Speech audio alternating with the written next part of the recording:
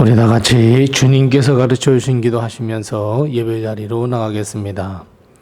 하늘에 계신 우리 아버지여, 이름이 거룩히 여김을 받으시오며 나라의 임하옵시며 뜻이 하늘에서 이룬 것 같이 땅에서도 이루어지이다.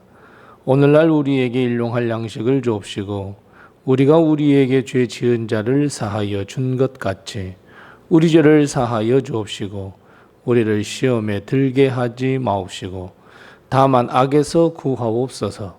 대개의 나라와 권세와 영광이 아버지께 영원히 있사옵나이다. 아멘. 찬송가 375장 우리 함께 같이 찬송하겠습니다. 찬송가 375장입니다. 375장 우리 함께 같이 찬송합니다. 나는 갈 길 모르니 주여 인도하소서. 어디 가야 좋을지 나를 인도하소서. 어디 가야 좋을지 나를 인도하소서. 아무것도 모르니 나를 가르치소서. 어찌해야 좋을지 나를 가르치소서. 어찌해야 좋을지 나를 가르치소서.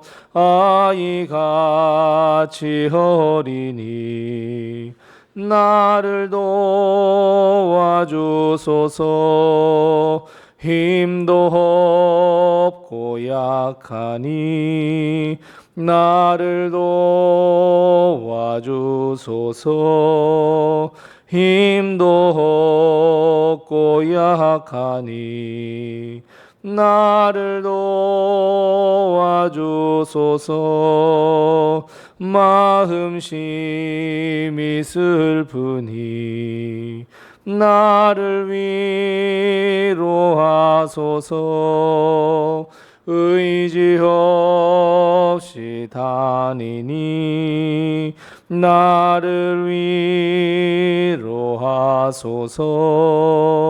의지 없이 다니니 나를 위로하소서. 나는 갈 길 모르니 주여 인도하소서. 어디 가야 좋을지 나를 인도하소서. 어디 가야 좋을지 나를 인도하소서.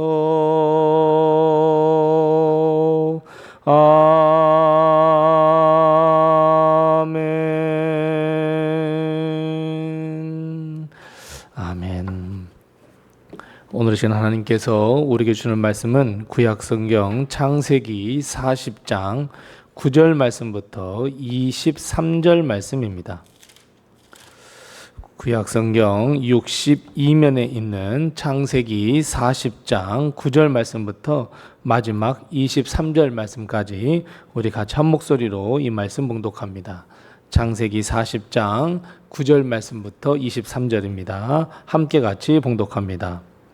술 맡은 관원장이 그의 꿈을 요셉에게 말하여 이르되 내가 꿈에 보니 내 앞에 포도나무가 있는데 그 나무에 세 가지가 있고 싹이 나서 꽃이 피고 포도송이가 익었고 내 손에 바로의 잔이 있기로 내가 포도를 따서 그 즙을 바로의 잔에 짜서 그 잔을 바로의 손에 드렸노라.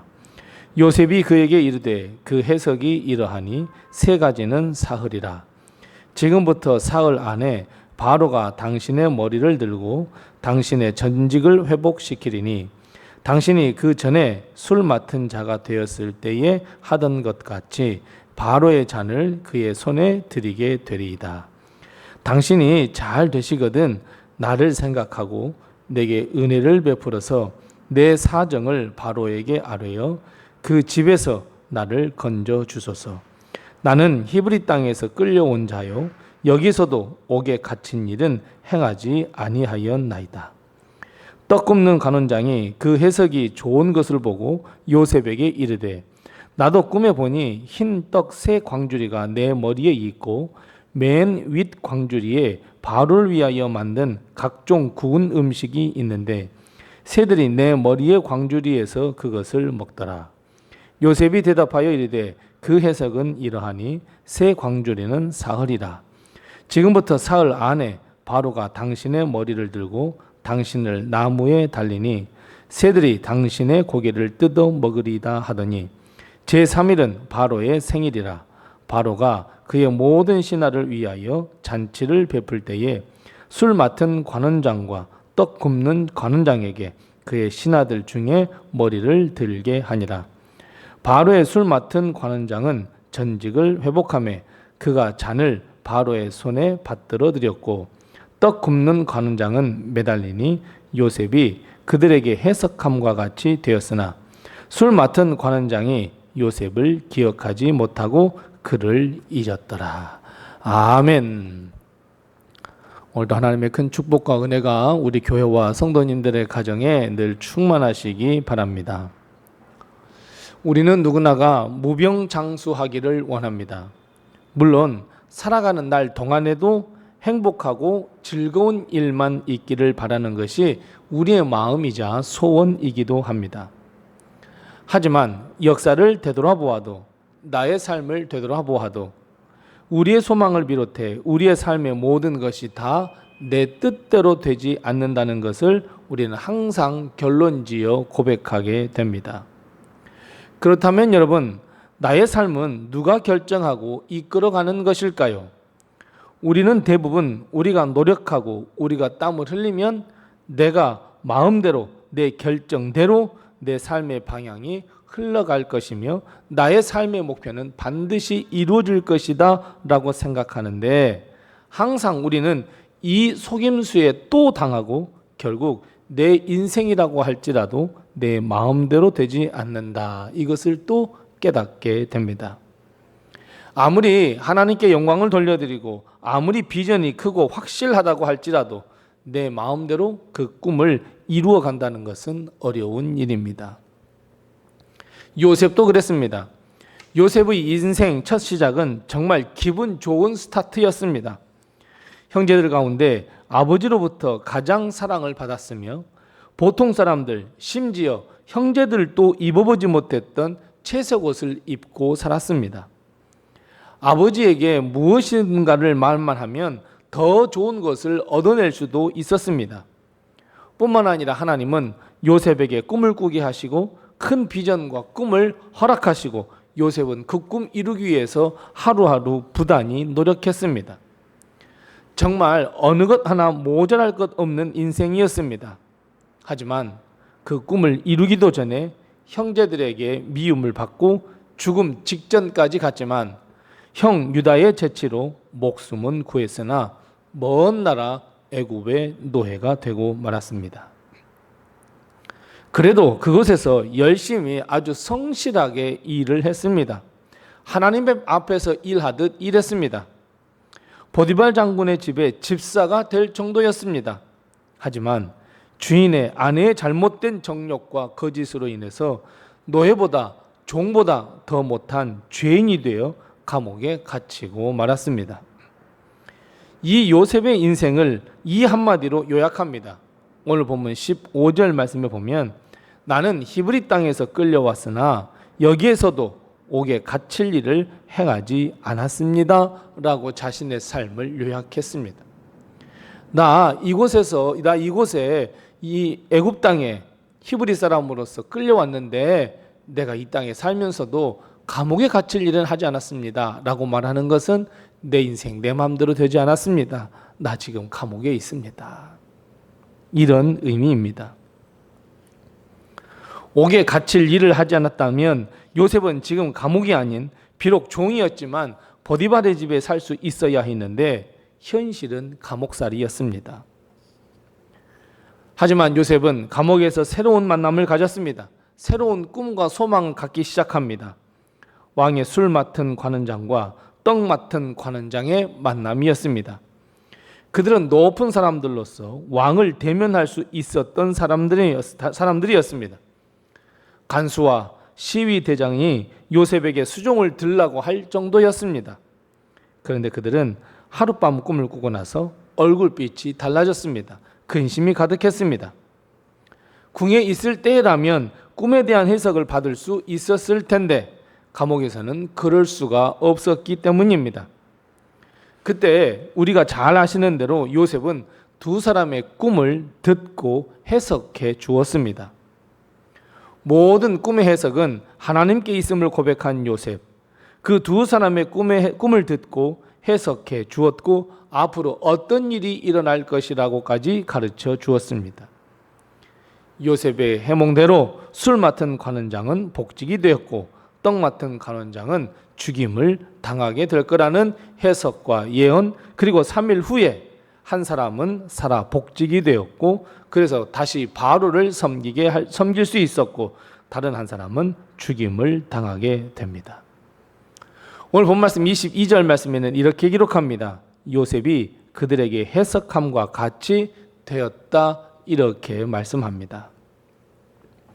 그렇다면 여러분, 이 술 맡은 관원장과 떡 맡은 관원장의 삶과 죽음, 도대체 무슨 이유로 무엇을 근거해서 그 길을 가도록 했을까요?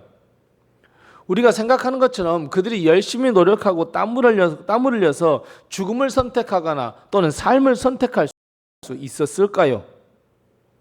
그렇다면 여러분, 떡 맡은 관원장은 굳이 왜 죽음의 길을 갈 수밖에 없었을까요?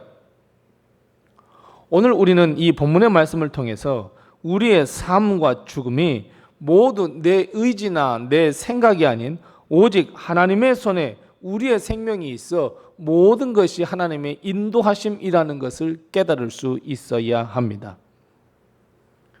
술 맡은 관원장이나 떡 맡은 관원장이 어떤 이유로 감옥에 들어왔는지에 대해서도 성경은 전혀 언급이 없습니다. 뿐만 아니라 왜 어떤 이유로 누구는 살리시고 누구는 죽게 했는지 그 이유도 밝히지 아니하십니다.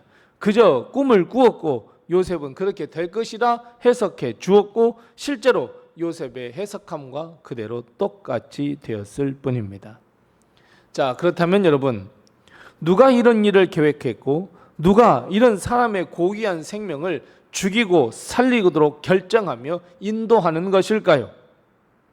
사랑하는 성도 여러분, 바로 하나님입니다. 나의 삶, 죽음, 그리고 우리의 모든 인생의 길이 하나님의 손에 달려 있음을 여러분 꼭 믿고 고백하시기 바랍니다. 내 욕심, 내 생각 전혀 상관없이 모든 것을 하나님께서 주관하시고 하나님께서 인도하신다는 것을 꼭 믿으시기 바랍니다. 요셉이 야곱의 아들이 된 것도 하나님의 뜻이었습니다. 요셉이 두 번의 인상적인 꿈을 꾸고 그 마음의 비전을 뿜는 것도 하나님의 은혜였습니다. 형제들의 미움을 받아서 애굽 땅의 종이 된 것도 하나님의 뜻이었습니다.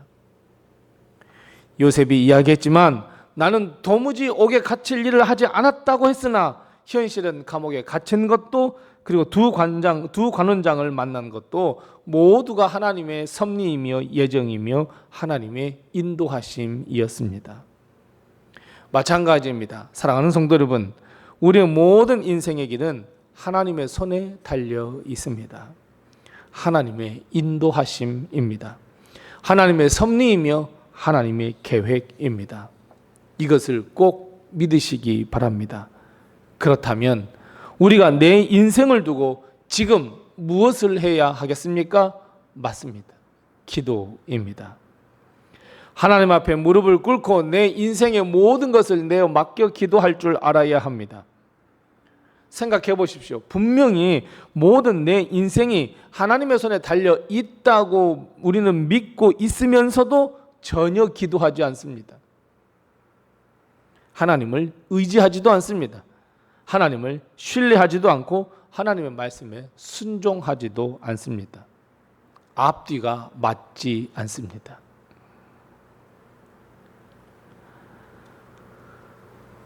내가 하나님을 믿고 하나님을 의지하며 내 인생이 하나님의 손에 달려 있음을 알면서도 하나님께서 내 인생을 좀 지켜주시고 인도하시고 함께 달라고 기도하지 않는다는 것은 과연 정말 그것이 하나님을 믿는 믿음일까? 다시 한번 생각해 보게 됩니다. 그래서 여러분, 우리는 내 인생을 하나님께 맡겨 기도할 줄 아는 하나님의 백성 되어야 합니다. 우리는 갈 길을 하나도 모릅니다.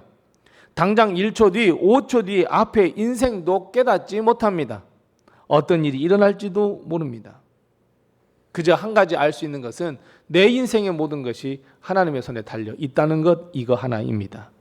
그렇다면 우리는 하나님께 우리의 인생을, 우리의 삶과 생명, 영생을 놓고 기도해야 합니다. 이것이 하나님께 내 내일을 맡기는 자가 선택할 수 있는 유일한 길입니다. 혹시 요셉의 고백을 기억하십니까? 꿈을 해석해 줄 사람이 없다고 두 관원장이 말할 때 요셉은 무엇이라고 고백했는지 여러분 기억하십니까? 맞습니다. 그 해석이 모두가 다 하나님께 있다 말합니다. 이것은 결국 하나님께서 모든 것을 인도하시고 하나님께서 모든 것을 결정하시며 모든 것이 하나님의 손에 달려 있다는 것을 의미하는 고백입니다. 요셉이 해석하는 것이 모든 것이 다 앞으로 관련된 일인데 그 모든 것이 다 하나님 앞에 있으며 앞으로 살 것인지 죽을 것인지 이 모든 것까지도 하나님께 있다는 고백과 마찬가지입니다. 사랑하는 성도 여러분, 우리의 모든 삶은 하나님의 손에 달려 있습니다. 그래서 우리는 더욱 하나님께 내 인생을 놓고 기도하셔야 합니다. 오늘 어떤 삶을 살아야 할지, 그리고 내일 어떤 삶이 펼쳐질지, 그리고 나는 어떻게 적응하며 살아갈 수 있는 것인지 하나님 앞에 겸손히 무릎을 꿇고 기도하면 하나님은 들어주시고 우리를 푸른 초장으로, 푸른 풀밭으로 쉴 만한 물가로 인도해 주십니다. 그 축복이 우리에게 임하시기 바랍니다. 이 복된 삶을 위해 더욱더 하나님께 기도하는 우리 모든 성도들을 다 되시기 바랍니다. 기도하겠습니다. 우리 함께 기도할 때 두 가지를 먼저 기도하겠습니다. 첫 번째 기도할 것은 하나님, 나의 모든 인생이 하나님의 손에 있음을 믿사오니 내 인생의 길을 인도하여 주시옵소서. 우리 함께 같이 기도하십시다. 두 번째 기도할 것은 하나님께서 베푸시는 그 축복과 영생의 길로 우리도 걷게 해주옵시고 하나님의 은혜 가운데 살아가는 우리의 인생이 되게 도와주시옵소서. 우선 이 두 가지의 기도의 질문을 가지고 기도하시고 또 내게 허락하신 기도의 질문을 가지고 하나님 앞에 기도하겠습니다.